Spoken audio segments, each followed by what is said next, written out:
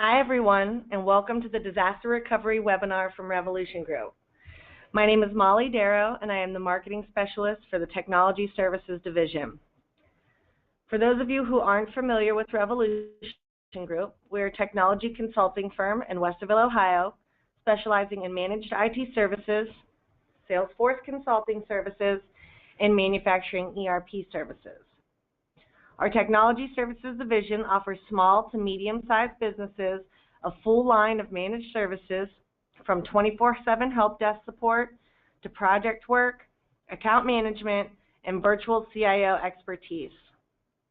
The Salesforce Services Division provides customers innovative Salesforce CRM consulting and implementation integration solutions that enhance sales and elevate customer service to maximize your ROI. Our comprehensive manufacturing ERP consulting team includes system selection, implementation, optimization, and extended application development for disparate business system integration.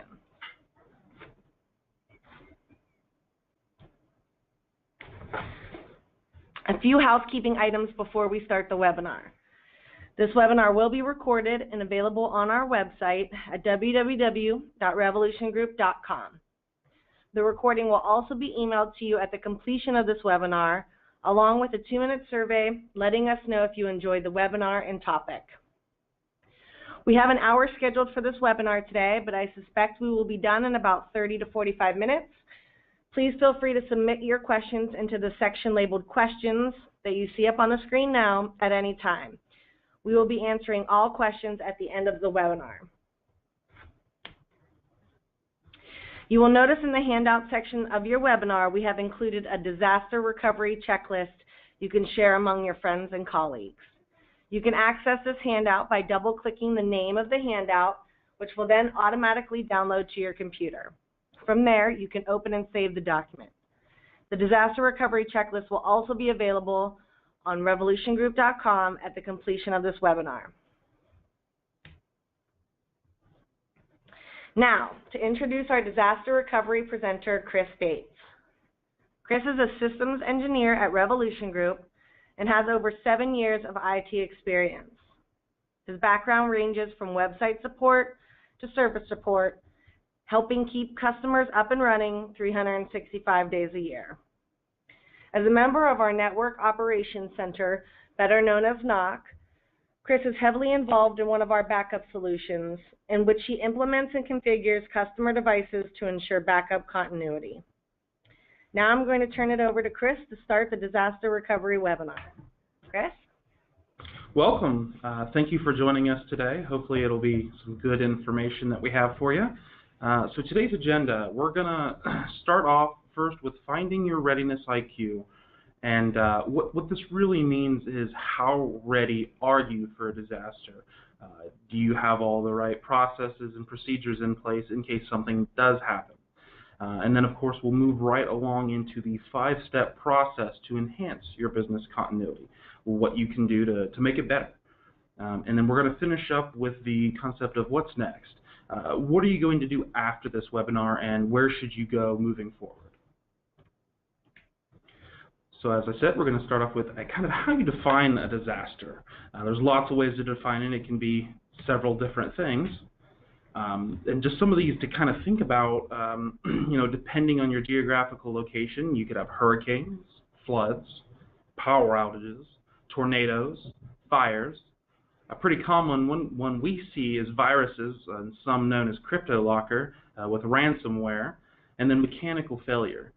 One that's actually not on this list that we actually do see a lot in our experience, and the most prevalent sometimes, is actually human error. Someone presses that wonderful delete key when they didn't mean to. So now we're going to go through 10 questions to help you discover your disaster readiness, that readiness IQ. These questions are designed to provoke thought, to get you thinking about the process and what you want to do moving forward. So question number 1, in any given year, how many businesses will experience a disruption lasting more than a day? The answer in reality is about 1/3 of small and mid-sized businesses will experience a disruption to their operations lasting 24 hours or more. When the National Federation of Independent Business surveyed its members, 30% of those reported that in the past year they had experienced a disruption to their operations that lasted at least 24 hours. The disruptions arose from a range of causes, such as storms, power outages, and the like. Question number 2. How many businesses will not reopen following a disaster? The answer is, according to the U.S. Federal Emergency Management Administration, or FEMA, 43% of those businesses will not reopen following a major disaster. This alarming figure does not take into consideration the consequences of disasters that were not designated major disasters by the federal government, such as fires and power outages, which, as we know, can be devastating to small and mid-sized businesses.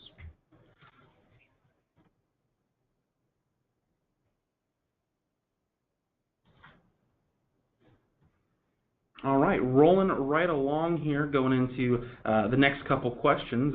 I hope these kind of start to get the juices flowing, so to speak, and get you thinking about each of these, and hopefully kind of get some thought-provoking questions as we move along in the webinar. So question number 3, if you cannot get your business back online within 5 days of a disruption, what are the odds that your business will actually survive? We're looking at about 10%.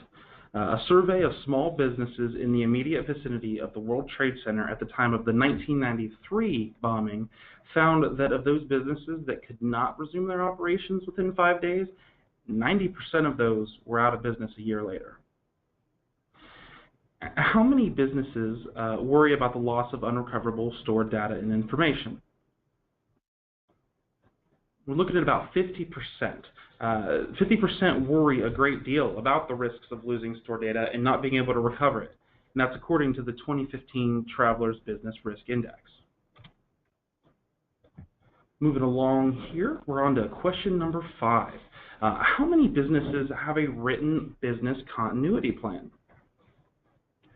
Well, we're looking at only about 50% according to the 2015 Traveler Business Risk Index, which surveyed about 1,200 businesses to get that information. On to question number 6. What are the most common reasons that small and medium-sized businesses fail to take measures for business continuity planning?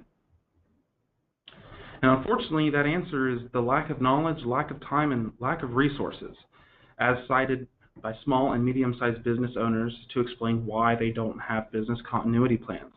This information was gathered in surveys conducted by local chapters of the American Red Cross. We are just over halfway now. Hopefully these questions and answers aren't scaring you, but rather making you think of what you might have in place or need to put in place. So with that said, we'll move right into question number 7.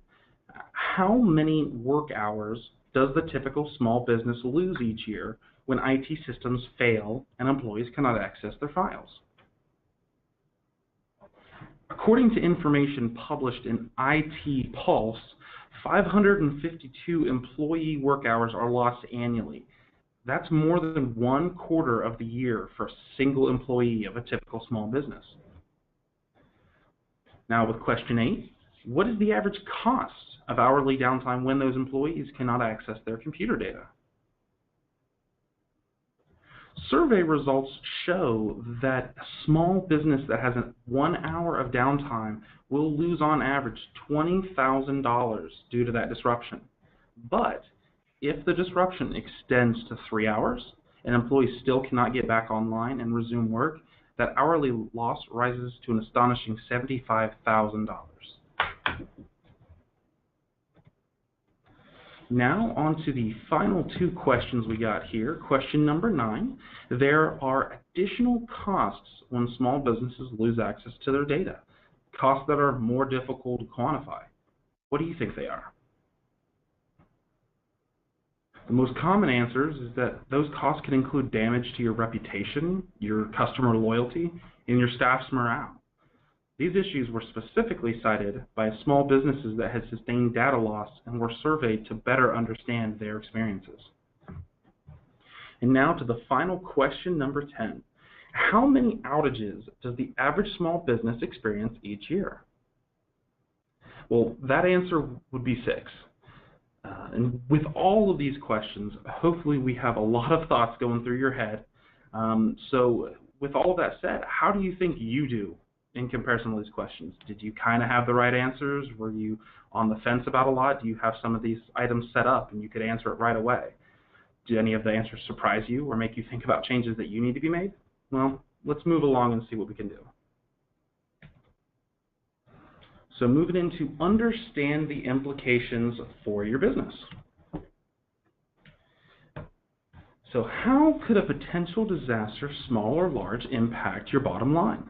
Well, we start with a simple business impact analysis, which is a 3-stage process of identify, calculate, and quantify.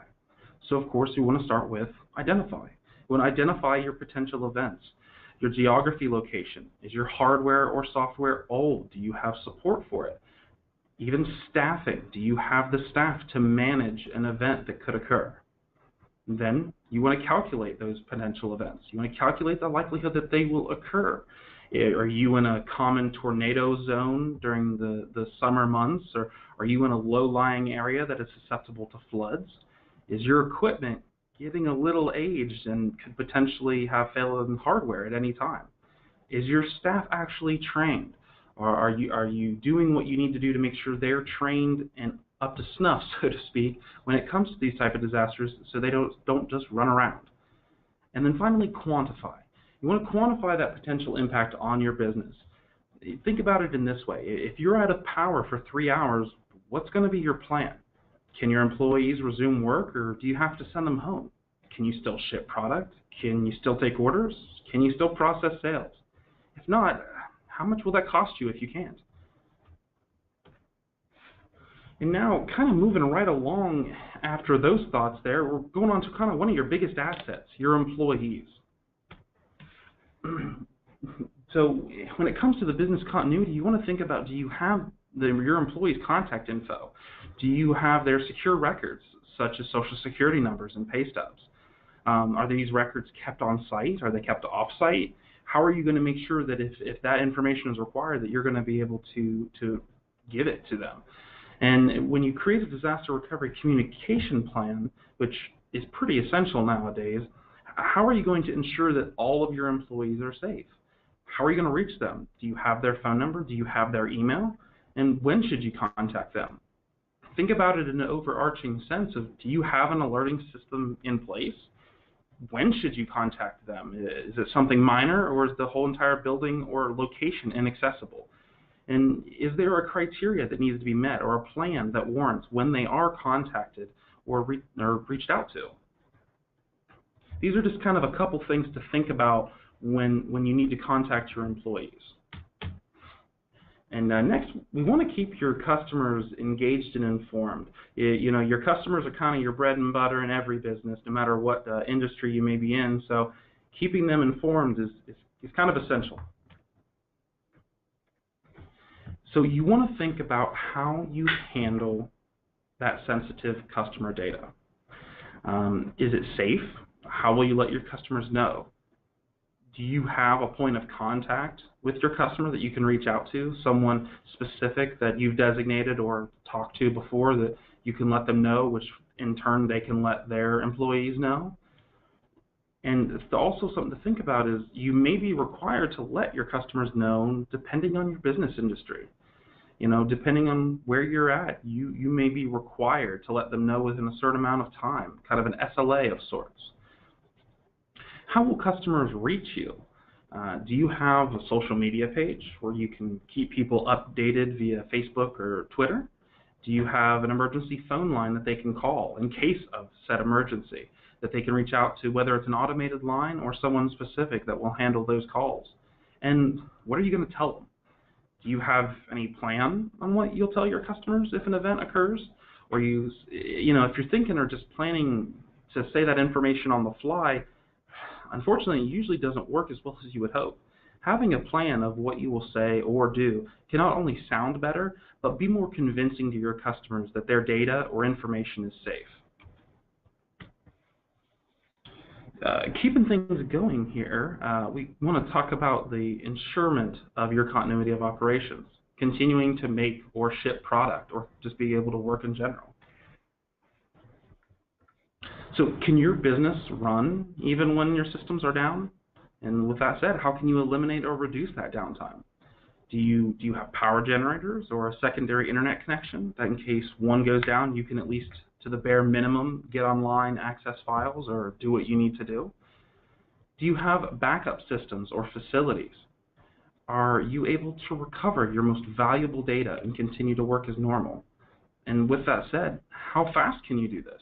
If you're going to be down for 3 hours, but it's going to take you 3 hours to recover your data, that may not be applicable in this case, and there's no need to even try to recover at that point.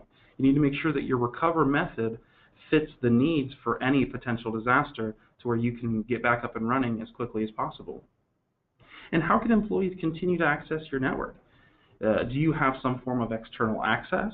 Are your applications hosted in the cloud? Are they hosted on site where unfortunately people can no longer access? These are things you just want to think about with being able to get your business back up and running and still have employees work or continue to service your customers. And now to kind of one of those items that is most likely in the back of everyone's mind, but is most definitely important, would be that financial impact and readiness. So a couple things to think about here. You kind of want to think about preparing a financial backup plan. How are you going to protect yourself and your business financially? Are you properly insured? And do you know how to work with the insurance company once a disaster occurs? Do you know their processes and procedures? Have you discussed with your agent, if you have one that is, what that process would be? We never want to think about it happening, but when it does, it's nicer to know what the process is and how you could go about it so that it can be as smooth and quick as possible.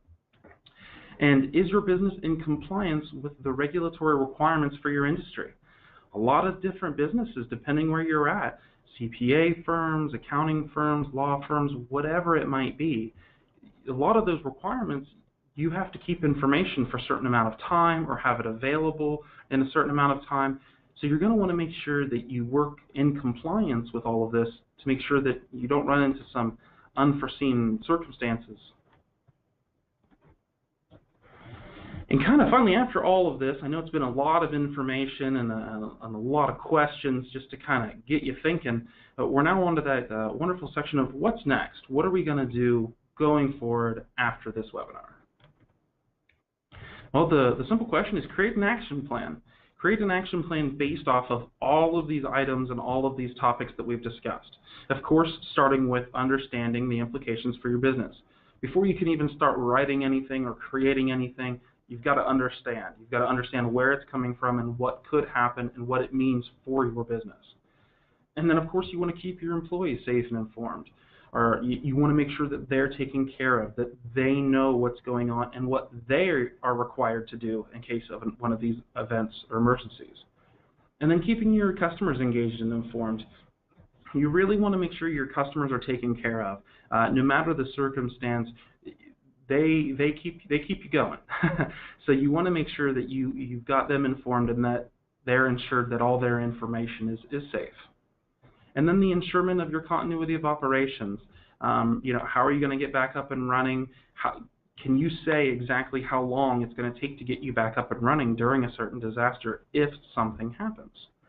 And then, of course, that financial impact and readiness that we just spoke of. How are you going to be able to handle this, or can you handle it if something occurs? All right, and that looks like we're kind of here at the end of our webinar, but with all of this information said, like I mentioned, hopefully it kind of puts some thoughts in your head, puts some ideas there, and if anyone has any further questions, even after this is all said and done, please feel free to call our Technology Services Department at 614-212-1111 if you need help setting up a business continuity plan, or maybe auditing one that you might have. That also includes a robust disaster recovery plan. Don't wait for a disaster to happen to you. Always be prepared. Thank you, Chris. It's a lot of information in a short amount of time, so you got it all in. We do have a couple of questions here. It looks like 3. Okay. Let's start with this first one. What is the difference between disaster recovery and business continuity? Well, that's actually a pretty good question, and it's one of those things. Usually, these two topics are synonymous in most regards when people use them, but really they are two different things. Disaster recovery is generally a small part of an overall business continuity. It's really the process of saving your data with the sole purpose of being able to recover it in the event of a disaster of some sort. Business continuity as a whole is actually having the process and procedures in place to recover from any form of disaster or business halting process. Okay, great. Second question here. How often should I test my disaster recovery or business continuity plan? Well, annually is the most common that we see. But it does differ depending on any regulatory requirements for your industry. Depending on the industry you're in, it may be required to perform quarterly or semi-annual audits or tests. Good point. So just keep checking with your industry requirements. Yes. Okay. And last question here. You mentioned having a backup facility. What do you mean by that? What that means really is moving your servers out of your physical facility where you're located, whether it's into a co-location, a data center, the mystical cloud. But several of those types of data centers offer that small workplace to even test your disaster recovery plan if it's required and simulate your employees working remotely in case of a disaster. Okay, great. Well, that concludes our disaster recovery webinar. Told you guys we would keep it short and sweet today. Thank you, Chris, and thank you all for attending. We hope that you got valuable information and can now be prepared in the case of a disaster. Thanks. Bye-bye.